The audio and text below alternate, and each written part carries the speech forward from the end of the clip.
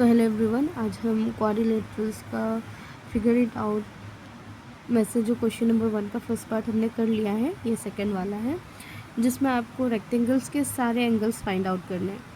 ये सेम है जो फर्स्ट पार्ट हमने किया था, बिल्कुल उसी तरह से, बस उसमें आपने पहले इधर वाला पार्ट को सॉल्व किया था, यहाँ आपको मिडिल वाला पार्ट सॉल्व करना है। तो हमने पढ़ रखा है, क्लास 7 से आप पढ़ते आ रहे हो कि जब ये एंगल आपको गिवन हो तो ये आप आसानी से निकाल सकते हो वर्टिकली ऑपोजिट एंगल कहकर। अगर इधर वाला मिल जाए तो इधर वाला आपका वर्टिकली ऑपोजिट एंगल, हमें ये तो पता है पर ये हमें निकालना है, तो ये निकालना भी बहुत आसान है। आप जब ये वाला पार्ट हाइड कर दो, ऐसे हाइड कर दो, ये पार्ट जब हाइड कर दोगे तो ये आपको स्ट्रेट लाइन दिख रहा है, ये मैंने ड्रॉ कर दिया। हमें स्ट्रेट लाइन कितना डिग्री का होता है हमें पता है, 180 डिग्री का होता है स्ट्रेट लाइन। इसमें इतना एंगल्स दिया हुआ है 110, तो आप इतना आसानी से निकाल सकते हो। 180 माइनस 100 तो आपको आपका ये एंगल मिल जाएगा, और इस प्रॉपर्टी को क्या कहते हैं हम, लीनियर पेयर। तो बस वही प्रॉपर्टी यूज़ करके हम हमारा एंगल 1 ढूंढ लेंगे, ठीक है। तो हम लिखेंगे angle 1 equals to 180 degree minus 110। तो जब आप इसे सब्ट्रैक्ट करोगे तो आपका 70 डिग्री आ जाएगा। और रीज़न देना बहुत ही इम्पोर्टेंट है, लीनियर पेयर। बिना रीज़न का आपका आंसर पूरा अधूरा रहेगा। अब हमने 1 ढूंढ लिया तो 2 बहुत आसान, 3 और इजी। अब हमें 2 कैसे मिल जाएगा, 2 आपका इसका वर्टिकली अपोजिट एंगल, तो 2 भी 110, 3 और 1 इक्वल होगा वर्टिकली अपोजिट एंगल, तो ये भी सेम। तो बस इसे लिख दो, एंगल 2 भी आपका हो जाएगा 110 डिग्री का। रीज़न वर्टिकली अपोजिट एंगल, ठीक है। फिर एंगल 3 इक्वल हो जाएगा एंगल 1 के, तो एंगल 3 कितना डिग्री का हो जाएगा, एंगल 1 हमारा निकला 70, तो 3 भी हो जाएगा 70 डिग्री का। Same reason, vertically opposite angle. बस हमारा मिडिल वाला पार्ट ख़त्म। अब हमें इधर का निकालना है, तो चलो इसे नाम दे देते हैं। 3 तक हमने कर लिया, 4 और ये हमारा एंगल 5। अब ध्यान दो, आपने पढ़ रखा होगा कि एक ट्राइंगल का जितने भी इसमें एंगल, 3 एंगल्स होते हैं, इसका सम कितना होता है, 180 डिग्री, जिसे हम बोलते हैं angle sum property of triangle. So ये तीनों का सम होगा 180, जिसमें से आपको एंगल 2 पता है, एंगल 2 है 110, है ना। तो ये दोनों आसानी से निकाल लेंगे हम, 180 माइनस 110 करेंगे तो ये वाला हमारा निकल जाएगा, ये दोनों वाला, ठीक है। तो इसे करके देखते हैं। तो हम क्या लिखेंगे, ये तीनों को प्लस करेंगे, है ना। Angle 2 plus angle 4 plus angle 5, इसका सम कितना होगा 180 डिग्री, जिसमें हमें 2 ऑलरेडी पता है 110 प्लस। अच्छा, यहाँ देखो आपका ये दोनों एंगल का वैल्यू सेम होगा, तो आइदर आप ये दोनों में से कोई एक नाम लिख लो, आइदर एंगल 4 ले लो या फिर एंगल 5 ले लो, ठीक है। अब देखो एंगल 4 है तो कितने एंगल 4 है, 2 एंगल 4 है ना, तो 2 एंगल 4, मतलब 2 है एंगल, है ना, तो इसलिए मैंने 2 लगाया।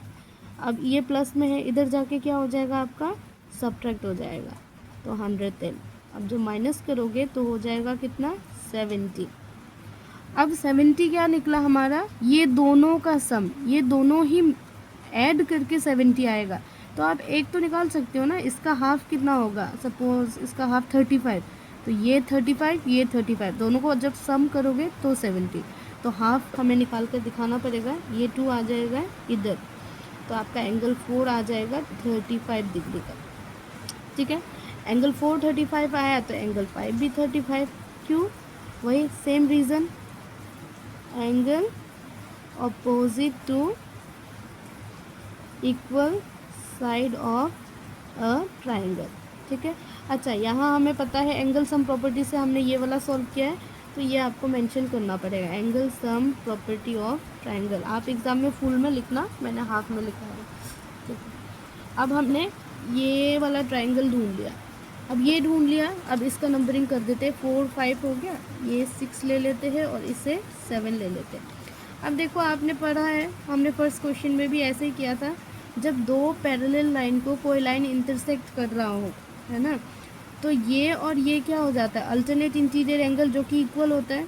तो एंगल 4 का इक्वल होगा एंगल 6, है ना। तो एंगल 4 हमने कितना निकाला, 35 निकाल रखा है, तो एंगल 6 भी आपका 35 होगा। तो बहुत इजीली हम इसे कर लेंगे। एंगल 6 इक्वल टू एंगल 4, तो कितना है ये 35 है। रीज़न लिखना ज़रूरी है, अल्टरनेट इंटीरियर एंगल, ठीक है। अब जैसे हमने 6 निकाला, अब हम एंगल 7 निकाल लेते हैं। एंगल 7 किसका इक्वल होगा, एंगल 5 का। Angle 5 equal to 35, same reason, same reason. अब आपका क्या बच गया, बस ये साइड वाला एंगल, तो इसे नाम दे देते हैं हम एंगल 8, एंगल 9, एंगल 10, एंगल 11। अब देखो इसे कैसे निकालोगे आप, हमें पता है एक रेक्टेंगल का जो एंगल होता है कितना डिग्री का होता है। जैसे ये रेक्टेंगल हो गया, इसका ये एंगल कितना 90 डिग्री, ये मैंने स्क्वायर बना दिया है आप रेक्टेंगल, हाँ। तो ये 90 डिग्री, हर साइड जितना भी एंगल से ये 90 डिग्री का होता है। तो इस 90 में से हमें 4 कितना मिला है, 4 हमने निकाला है 35। इस 90 में से ये आधा 35 है, तो 90 माइनस 35 करने से हमें ये निकल जाएगा, ये आधा वाला। तो हम इसे करेंगे, एंगल 8 को कैसे करेंगे हम, एंगल 8 इक्वल्स टू 90 माइनस, क्या माइनस करेंगे 90 से एंगल 4 का वैल्यू, एंगल 4, तो 90 डिग्री माइनस एंगल 4 कितना निकला 35। तो जब आप इसे माइनस करोगे तो आपको 55 डिग्री निकलेगा, है ना। तो रीज़न देना ज़रूरी है, तो सेम रीज़न देंगे हम, each angle of rectangle is 90 degree, ठीक है। एंगल 8 निकाल लिया हमने, अब एंगल 9 भी इसी तरीके से निकालेंगे। Angle 9 equals to 90 degree minus which angle, angle 5, okay. तो 90 माइनस 35, सेम 55 डिग्री आएगा। एंगल 10 भी वैसे ही, एंगल 10 निकालने के लिए 90 डिग्री माइनस एंगल 6, ये सेम।